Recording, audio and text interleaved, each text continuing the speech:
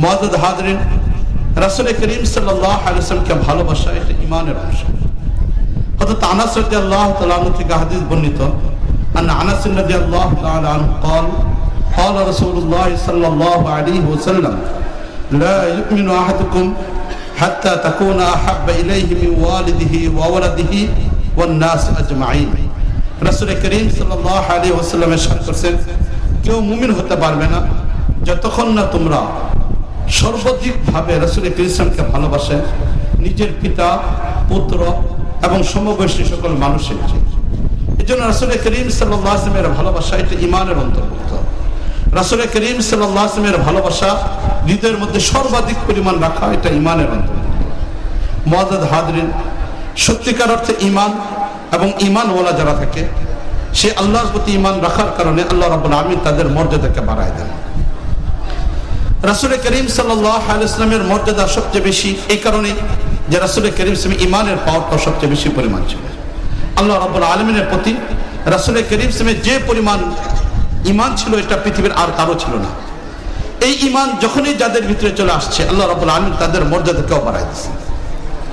এখানে মাগরিবের পরে আমাদের সকলের মুরব্বী আল্লামা খালেদ সাহেবুল্লাহ সাদি সাহেব দামাত বরকাতুহুম কুতুবে আলিম শেখুল ইসলাম মাদানী রাহমাতুল্লাহ আলাইহ কিছু ঘটনা যেটা ওনার আব্বাজান হযরত মাওলানা আরিফ রব্বানী সাহেব রাহমাতুল্লাহ আলাইহ উদ্ধৃতিতে বর্ণনা করছেন। সত্যিকার অর্থে মাদানী রাহমাতুল্লাহ আলাইহ ওনার ব্যাপারে মুরব্বীদের কথা হলে এটা, অভিমত হলে এটা, ওয়া আয়াতুম মিন আয়াতিল্লাহ, আল্লাহ রাব্বুল আলামিন যে পৃথিবীতে অস্তিত্ব আছে, আল্লাহর অস্তিত্ব আছে, এটা যদি অন্য কোনো বস্তুর দ্বারা প্রমাণ নাও পাওয়া যায়, এক মাদানীকে দেখে আল্লাহ যে আছে এটা চেনা যাবে। আল্লাহ রাব্বুল আলামিন এরকম বিরল এক প্রতিভা অধিকারী কুতুবে আলিম শেখুল ইসলাম মাদানী রাহমাতুল্লাহ আলাইহিকে দান করেছিলেন। একই সাথে হাদিসের দর্স, একই সাথে তাসাউফের ময়দানে মেহনত, একই সাথে দাওয়াত ও তাবলীগের মেহনত, একই সাথে জিহাদ ফি সাবিলিল্লাহ, একই জিহাদ, একই মুহূর্তের ভিতরে সিয়াসত ফিল্লাহ, সব কিছুর সাথে এত বেশি পরিমাণ জড়িত যেটা পূর্ববর্তীদের নমুনা পাওয়া যায়, এছাড়া আর কাউকে এই পরিমাণ পাওয়া যায়। আমাদের পূর্ববর্তী অনেক আকাবির ছিলেন যারা এক একজন এক একটা কাজের দিকে ধাবিত হয়েছেন। কেউ তাসাউফের ময়দানে আগে বাড়ছেন, কেউ দাওয়াত ও তাবলীগের ময়দানে আগে বাড়ছেন, কেউ শুধু সিয়াসতের ময়দানে আগে বাড়ছেন, কেউ হয়তো হাদিসের ময়দানে আগে বাড়ছেন। কিন্তু কুতুবে আলিম শেখুল ইসলাম মাদানী রাহমাতুল্লাহ আলাইহ সেই মহান ব্যক্তি যার ভিতরে আল্লাহ রাব্বুল আলামিন একই মুহূর্তে সব ধরনের গুণাবলীগুলিকে দান করেছিলেন। এর জন্য মাদানী রাহমাতুল্লাহ আলাইহির তুলনা খুঁজে পাওয়া খুব কঠিন। মাদানী রাহমাতুল্লাহ আলাইহির তুলনা খুঁজে পাওয়া খুব কঠিন। ছোট্ট একটা ঘটনা আমি আপনাদেরকে শোনাচ্ছি। শেখ জাকারিয়া রহমতুল্লাহ আলাইহ আবৃত্তির ভিতরে ঘটনাটা উল্লেখ করছেন। শেখ জাকারিয়া রহমতুল্লাহ আলাইহির সাথে কুতুবে আলিম শেখুল ইসলাম মাদানী রহমতুল্লাহ আলাইহ খুব গভীর একটা সম্পর্ক ছিল। জাকারিয়া রহমতুল্লাহ আলাইহকে বলা হতো মুহিব্বে আকাবির। যত বড় বড় আকাবির ছিলেন দারুল দেওবন্দের অথবা অন্য জায়গার, সবাই শেখ জাকারিয়া রহমতুল্লাহ আলাইহকে খুব বেশি পরিমাণ মহব্বত করতেন। মাদানী রহমতুল্লাহ আলাইহ শেখ জাকারিয়া রহমতুল্লাহ আলাইহকে অনেক বেশি পরিমাণ মহব্বত করতেন। মাদানী রহমতুল্লাহ আলাইহ যে কোনো সময় শেখ জাকারিয়া রহমতুল্লাহ এখানে যা পৌঁছে যেতেন, ওনারা এখানে খাওয়া দাওয়া করতেন, বিশ্রাম করতেন। শেখ জাকারিয়া রহমতুল্লাহকে এই পরিমাণ মহব্বত করতেন।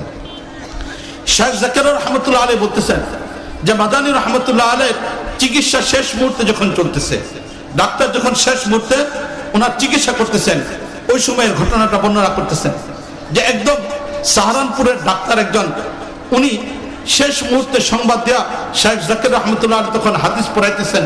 এসে ওনাকে বললেন এই কথা যে মাদানীর শেষ সময়টা চলতেছে, ডাক্তার হিসেবে যে মুহূর্তটা এখন চলতেছে, মাদানীর দুনিয়া থেকে চলে যাওয়ার সময় চলে আসছে।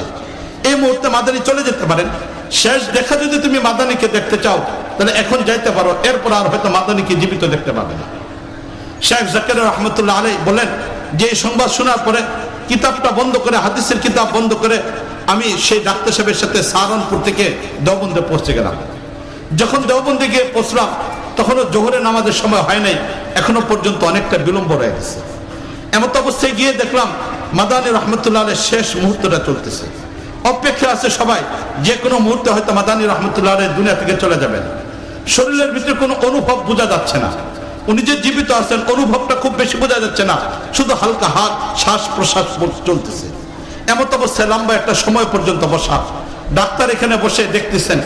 এই অবস্থার ভিতরে দেখতে দেখতে সময় ঘুরে যখন জোহরের সময় হলো, যে মাদানী রহমতুল্লাহ আলাইহ শরীর নাড়াচাড়া করতে পারেন না, উনি বেহুশ অবস্থায় এখানে পড়ে আছেন। অল্প পরে হয়তো ডাক্তার থেকে মৃত ঘোষণা দিবেন। আর এই অবস্থার ভিতরে যখন জোহরের আজানের সময় আওয়াজটা হলো, মাদানী রহমতুল্লাহ আলাইহির কানের মধ্যে যখন আল্লাহু আকবার এই আওয়াজটা পড়লো, শেখ জাকির রহমতুল্লাহ আলাইহি বলেন, লক্ষ্য করে দেখলাম যে ওনার শরীরের অঙ্গ প্রত্যঙ্গ নাড়াচাড়া শুরু হয়ে গেছে। একদিক থেকে আজান শেষ, আরেক দিক থেকে মাদানী রহমতুল্লাহ আলাইহি বলতেছেন যে আজান হয়ে গেছে, আমাকে ওযু করার ব্যবস্থা করে দাও। তাড়াতাড়ি মাদানী রহমতুল্লাহ আলাইহিকে 2-3 জনে ধরে বসাইলেন, ওযু করার ব্যবস্থা করলেন, ওযু করলেন। ওযু করার পরে এখন নামাজের সুন্নত, এই সুন্নতের জন্য যখন ওনাকে বসানো হচ্ছে, পিছনে একজন ধরে রাখছেন, ডাইনে বামে ধরে রাখছেন, এরপরে ধরে বসে বসে সুন্নত পড়তেছেন। যখন ফরজ নামাজের সময়টা হলো, মাদানী রহমতুল্লাহ আলাইহি শুধু বললেন এই কথা যে আমাকে ধরে দাঁড়া করায় দাও। মাদানী রহমতুল্লাহ আলাইহিকে ধরে দাঁড়া করে দেওয়ানো হলো। এখন ইমাম সাহেব নামাজ পড়তেছেন, জোহরের 4 রাকাত নামাজ পড়তেছেন। মাদানী রহমতুল্লাহ আলাইহি এই শরীরটাকে নিয়ে সেই দাঁড়ানো অবস্থার ভিতরে, রুকু করা অবস্থার ভিতরে, সেজদা করা অবস্থার ভিতরে 4 রাকাত নামাজ ইমামের সাথে এইভাবেই পড়লেন। এরপরে যখন ইমাম সাহেব আবার সালাম ফিরিয়ে ফেললেন, নামাজ যখন শেষ, এমন অবস্থায় আবার মাদানী রহমতুল্লাহ আলাইহি আগের অবস্থায় মাটির মধ্যে পড়ে গেছেন, বেহুশের মতো চলে গেছেন। তখন ডাক্তার সাহেব বললেন এই কথা যে মাদানী রহমতুল্লাহ আলাইহির এই যে একবার জাগৃত হওয়া, নামাজের জন্য আগ্রহী হওয়া, এটা মূলত ঈমানী শক্তির মাধ্যমে হয়েছে। আর ওনার ভিতরে এই মুহূর্তে যে অবস্থা চলতেছে, আমাদের ডাক্তারি থিওরি মতে এই ব্যক্তিকে মৃত ঘোষণা দেওয়া দরকার, কিন্তু আল্লাহ রাব্বুল আলামিন শুধু ঈমানের দৌলতে অথবা যে কোনো মুহূর্তে সময়টা এখনো বাকি আছে, এই জন্য আল্লাহ রাব্বুল আলামিন এখনো পর্যন্ত থেকে এইভাবে জীবিত রাখছেন। মুআজ্জাজ হাজরিন, আসলে ঈমানী শক্তিটা এটাই ছিল সবচেয়ে বড় একটা শক্তি। এই শক্তির মাধ্যমে যুগে যুগে মুসলমান সবসময় বিজয় অর্জন করতে পারছে। আজকে আমাদের গোটা বাংলাদেশ সহ গোটা পৃথিবীর পরিস্থিতি অত্যন্ত নাজুক মুহূর্ত চলতেছে। যে অবস্থাটা আজকে চলতেছে, এটা কারোর জন্য ভালো না, অত্যন্ত কঠিন একটা মুহূর্ত চলতেছে। যেখানে আমরা আজকে রাসূল করিম সাল্লাল্লাহু আলাইহি ওয়াসাল্লামের ভালোবাসা বহির প্রকাশের জন্য এমন একটা সমাবেশে একত্রিত হয়েছি, নিঃসন্দেহে এটা আমাদের হৃদয়ের আকুতি। রাসূল করিম সাল্লাল্লাহু আলাইহি বংশধরকে দেখতে পারা এটি ঈমানের একটা দায়িত্ব আমাদের।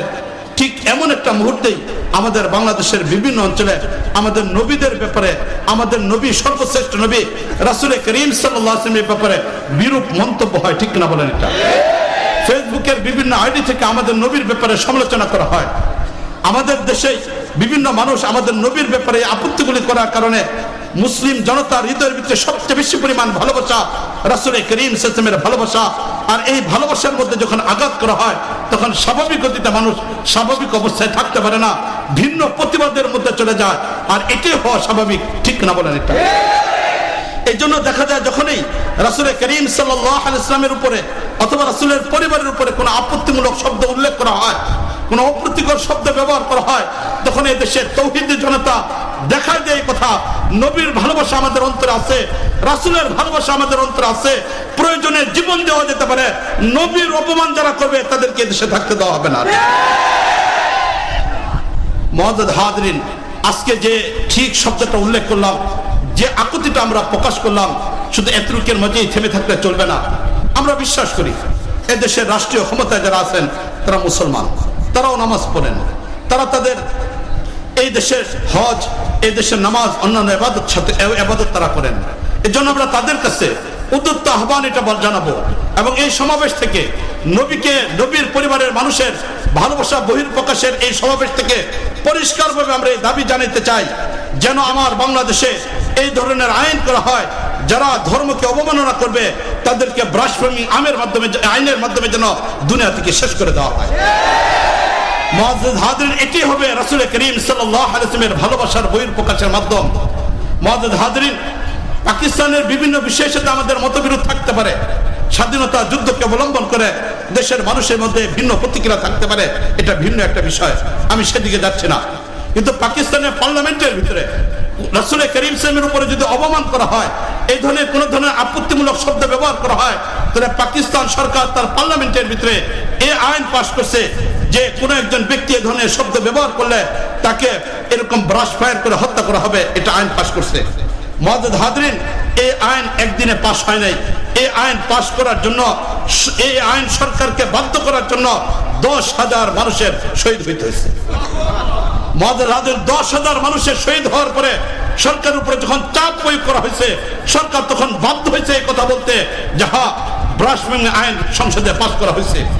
আজকে আমরা যারা আছি, আমরা অনেকে আছি রাসূল করিম সাল্লাল্লাহু আলাইহি ওয়াসাল্লামকে ভালোবাসি, ঈদে মিলাদুন নবীকে উদযাপন করি, কিন্তু সত্যিকার অর্থে ওই সকল মানুষদেরকে খুঁজে পাওয়া যায় না যখন ভুলাতে রাসূল করিম সাল্লাল্লাহু আলাইহি ওয়াসাল্লামের প্রেমিকদের উপরে গুলি ছড়ানো হয়েছিল, তাদের পক্ষে একটা প্রতিবাদ আসছে, এটা কোথাও খুঁজে পাওয়া যায় না। ঠিক না বলেন? এটা আশিকে রাসূলের স্লোগান আমরা রাস্তার ধারে দেখতে পারি, ওয়ালের পাশে লেখা থাকতে পারে, লেখা যায় এখানে আশিকে রাসূল, কিন্তু সত্যিকারে যখন এই ধরনের পরিস্থিতি চলে আসে তখন তাদের মুখ থেকে কোনো একটা আওয়াজ আমরা শুনতে পাই না।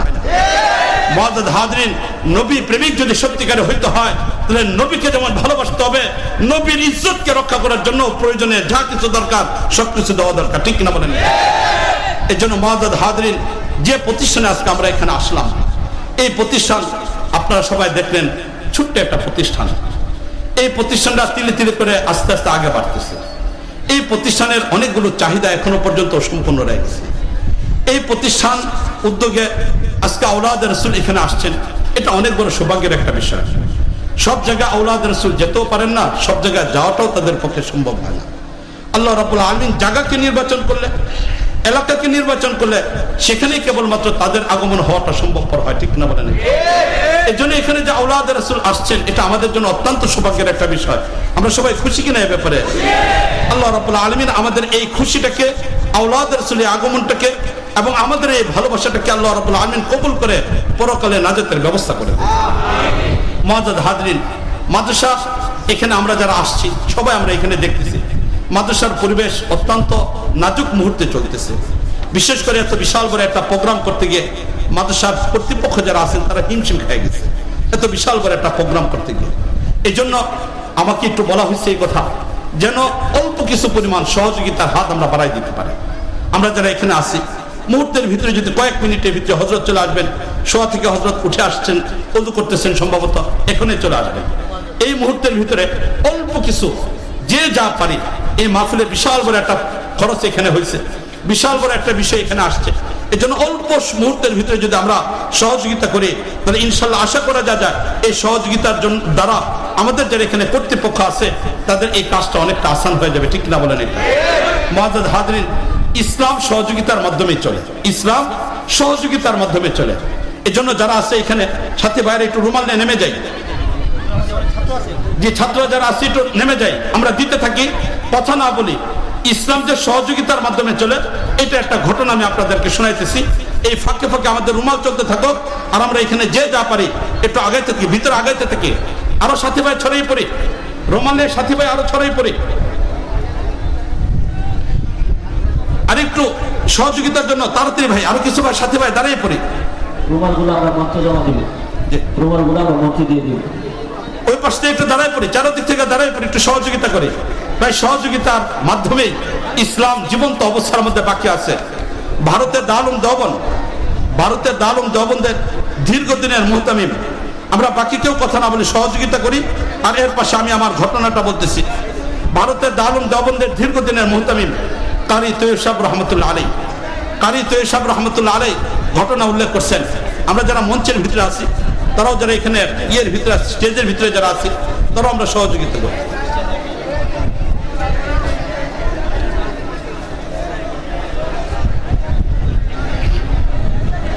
দারুল দেওবন্দের দীর্ঘদিনের মুহতামিম কারি তৈয়ব সাহেব রহমতুল্লাহ আলাইহি, এই কারি তৈয়ব সাহেব রহমতুল্লাহ আলাইহি একবার ইউরোপে সফরে গেলেন, ব্রিটেনে একটা সফরে গেলেন কারি তৈয়ব সাহেব রহমতুল্লাহ আলাইহি।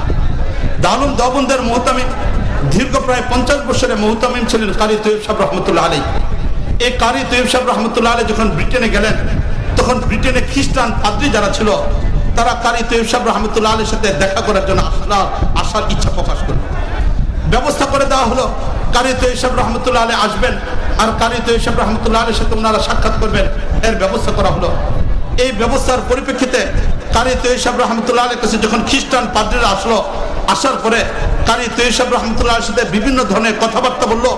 কথাবার্তা বলার পরে কারি তৈয়ব সাহেব রহমতুল্লাহ আলাইহিকে খ্রিস্টান বড় পাদ্রী মশাই প্রশ্ন করলো, এই কথা বললো, এই কথা যে দেখো কারি তৈয়ব সাহেব, তুমি তো ভারত থেকে এখানে আসছো, তবে আমার কাছে একটা জিনিস মনে হয়, তুমি তো একজন মুসলমানের প্রতিনিধি হিসেবে এখানে আসছো, আমার কাছে মনে হয় যে তোমরা মুসলমান যারা আসো তারা ইসলাম ধর্মটাকে মহাব্বত করো না। কারি তৈয়ব সাহেব রহমতুল্লাহ আলীকে খ্রিস্টান পাদ্রী মশাই বললেন এই কথা যে দেখো তোমরা মনে হয় তোমাদের ধর্মটাকে মহাব্বত করো না। তো কারি তৈয়ব সাহেব রহমতুল্লাহ আলী বললেন যে ভাই, আমরা মুসলমানরা আমাদের ধর্মকে মহাব্বত করি না, এটার প্রমাণ কি? কি এমন যুক্তি আছে তোমার যে যুক্তির দ্বারা প্রমাণিত হবে যে আমরা ইসলাম ধর্মটাকে মহাব্বত করি না? তখন এই পাদ্রী মশাই বললেন যে দেখো, মহাব্বত যে যাকে করে তার পিছনে অর্থ খরচ করে। তোমরা মুসলমান যদি ইসলামকে মহাব্বত করতে, তাহলে তোমাদের রাষ্ট্র যেটা আছে এই রাষ্ট্র তার সরকারের বাজেটের ভিতরে ইসলাম প্রচারের জন্য একটা বাজেট পেশ করতো। মুআজ্জাজ হাজরিন, আমরা বাংলাদেশে বসবাস করি। আমাদের বাংলাদেশের সরকার বিভিন্ন প্রতি বছরেই বাজেট পেশ করেন। এই বাজেটের ভিতরে শিক্ষার ক্ষেত্রে বাজেট আছে, ঠিক না বলেন? এটা চাকরির ক্ষেত্রে বাজেট হয়, ব্যবসার ক্ষেত্রে বাজেট হয়, বিভিন্ন বিষয়ে বাজেট পেশ করা হয়। এমনকি দেশের তলাইতে গিয়ে অনেক জায়গায় ঘাটতি আছে, এই ঘাটতিগুলো পর্যন্ত সরকার সেই বাজেটের মাধ্যমে সেগুলিকে পূরণ করার চেষ্টা করে। কিন্তু আমাদের দেশে ইসলামকে সহযোগিতা করার জন্য সরকারের কোনো বাজেট আছে কিনা বলেন তো দেখি, একটু জোরে করে বলেন। আমরা মুসলিম দেশে বসবাস করেন, এই দেশের সরকারও ইসলামের উপরে, আমরাও ইসলামের উপরে, অথচ এই বাজেটটা আমাদের নাই। যে বাজেটটা সরকারের করা দরকার ছিল, যে ইসলাম সহযোগিতার জন্য একটা বাজেট থাকা দরকার ছিল। এখন পাদ্রী মশাই বললেন এই কথা যে দেখো, সরকারের পক্ষ থেকে সামরিক বাজেট আছে, শিক্ষা বাজেট আছে, অর্থনৈতিক বাজেট আছে, বিভিন্ন বাজেট আছে, কিন্তু তোমাদের দেশগুলোতে কখনো ইসলাম প্রচারের জন্য সরকারের কোনো বাজেট নাই। এটা হলো একটা প্রমাণ যে তোমরা ইসলামকে মহাব্বত করো না। দ্বিতীয় নম্বর প্রমাণ হলো এটা যে আমরা এই ইউরোপে যারা চাকরি করি, আমাদের প্রত্যেকের বেতন থেকে একটা পার্সেন্টেজ সরকার কেটে এটা বাধ্যতামূলক রেখে দেয়। আর এই রেখে দেওয়া অর্থের দ্বারা সরকার খ্রিস্টান ধর্ম প্রচার করার কাছে কাজ করে। কিন্তু তোমাদের দেশে সরকারের পক্ষ থেকে চাকরিজীবীদের কাছ থেকে সামান্য পরিমাণ অর্থ কেটে রাখা হয় না, ঠিক কিনা বলেন? এটা তাহলে দ্বিতীয় নম্বর বিষয় এটা বললো যে চাকরিজীবীদের কাছ থেকে খ্রিস্টান ধর্ম প্রচারের জন্য বাজেট কিছু টাকা রেখে দেওয়া হয়, কিন্তু তোমাদের চাকরিজীবীদের কাছ থেকে এই ধরনের টাকা রাখা হয় না। এর দ্বারা প্রমাণিত হয় যে তোমরা তোমাদের ধর্মকে মহাব্বত করো না, ইসলামকে মহাব্বত করো না। তৃতীয় নম্বর, খ্রিস্টান পাদ্রী মশাই বললেন এই কথা যে আমাদের ইউরোপে যত গির্জা আছে সবগুলো গির্জা পরিচালিত হয় আমাদের জনগণের আর্থিক সহযোগিতার মাধ্যমে। এই জনগণের আর্থিক সহযোগিতার জন্য আমরা মাঝে মাঝে বিভিন্ন ধরনের প্রোগ্রাম করি, আর এই প্রোগ্রামের ভিতরে অর্থ সংগ্রহ করে আমরা আমাদের ধর্মকে প্রচার প্রসার করার জন্য কাজ করি। তাহলে এই পাদ্রী মশাই বললেন তিনটা খাত আমাদের আছে, সরকারের বাজেট আমাদের আছে, যেটার মাধ্যমে অর্থ আসে খ্রিস্টান ধর্ম প্রচারের জন্য। ব্যক্তি উদ্যোগে চাকরিজীবী যারা আছেন তাদের কাছ থেকে অর্থ বরাদ্দ করা হয় খ্রিস্টান ধর্ম প্রচার করার জন্য। তৃতীয় নম্বর, ব্যক্তি উদ্যোগে এই অর্থ সংগ্রহ করে খ্রিস্টান ধর্ম প্রচারে কাজ করা হয়। এই তিনটার মাধ্যমে আমরা খ্রিস্টান ধর্মকে প্রচার করে থাকি। আর এই অর্থ ব্যয় করার দ্বারা খ্রিস্টান ধর্মের প্রতি আমাদের ভালোবাসা আছে, এটা প্রকাশিত হয়। এর বিপরীত তোমরা মুসলমান যারা আছো, না রাষ্ট্রের পক্ষ থেকে ধর্ম প্রচারের জন্য অর্থ বরাদ্দ আছে, না সরকারের চাকরিজীবীদের পক্ষ থেকে এই ধরনের কোনো অর্থ বরাদ্দ আছে, না এরকম জনগণের মাধ্যমে ব্যাপক সহযোগিতার হাত আছে, এর কোনোটাই তোমাদের ভিতরে নাই। যার কারণে প্রমাণিত হয় আমরা খ্রিস্টানরা খ্রিস্টান ধর্মটাকে মহাব্বত করি। এর বিপরীত তোমরা মুসলমান, অর্থ তোমরা ব্যয় করো না, কোনোভাবেই ব্যয় করো না, এর জন্য ধর্মের প্রতি তোমাদের ভালোবাসা নেই। যখন খ্রিস্টান পাদ্রী মশাই কারি তৈয়ব সাহেব রহমতুল্লাহ আলীকে কথাটুকু বললেন, কারি তৈয়ব সাহেব রহমতুল্লাহ আলী একটু হেসে দিলেন। হেসে দিয়ে কারি তৈয়ব সাহেব রহমতুল্লাহ আলী বললেন যে দেখো, আসলে অর্থের দ্বারা, টাকা পয়সার দ্বারা, ব্যয় করা না করার দ্বারা ভালোবাসা বহির্প্রকাশ হয় না, এখানে ভিন্ন আরেকটা বিষয় আছে। তখন পাদ্রী মশাই বললেন কি এমন ভিন্ন বিষয় যেটা আপনি বলতেছেন? কারি তৈয়ব সাহেব রহমতুল্লাহ আলী তখন বললেন বিষয়টা হলো এটা যে মানুষ দুই ধরনের। এক প্রকারের মানুষ হলো সুস্থ মানুষ, দ্বিতীয় আরেক প্রকার মানুষ হলো মরা মানুষ। সুস্থ মানুষ সে একলা একলা চলতে পারে, তাকে অন্যের সহযোগিতা নেওয়ার দরকার পড়ে না। কোন রকম যদি জীবনটা থাকে তাহলে সে অন্তত পক্ষে নাড়াচাড়া করতে পারে, জীবন থাকার কারণে নাড়াচাড়া করতে পারে। সুস্থ মানুষ একাকী চলতে পারে। আর এর বিপরীত হলো মরা মানুষ নিজে লড়তে পারে না, তাকে গোসল দেওয়ার জন্য আলাদা মানুষের প্রয়োজন পড়ে, কাপড় পরাই দেওয়ার জন্য আলাদা মানুষের প্রয়োজন পড়ে, খাটকে নিয়ে যাওয়ার জন্য আলাদা বিষয়ের প্রয়োজন পড়ে। এই যে অবস্থাটা হয়, এটা হলো তোমাদের খ্রিস্টান ধর্ম আর ইসলাম ধর্মের পরিচয়। ইসলাম জীবিত ধর্ম হওয়ার কারণে কারো টাকা পয়সার উপর নির্ভর করে না, এটা আল্লাহ রাব্বুল আলামিন এমনি এমনি চলে যেতেন। আর তোমাদের খ্রিস্টান ধর্মটা মরা ধর্ম হওয়ার কারণে এত বেশি পরিমাণ টাকা পয়সা খরচ করার প্রয়োজন পড়ে।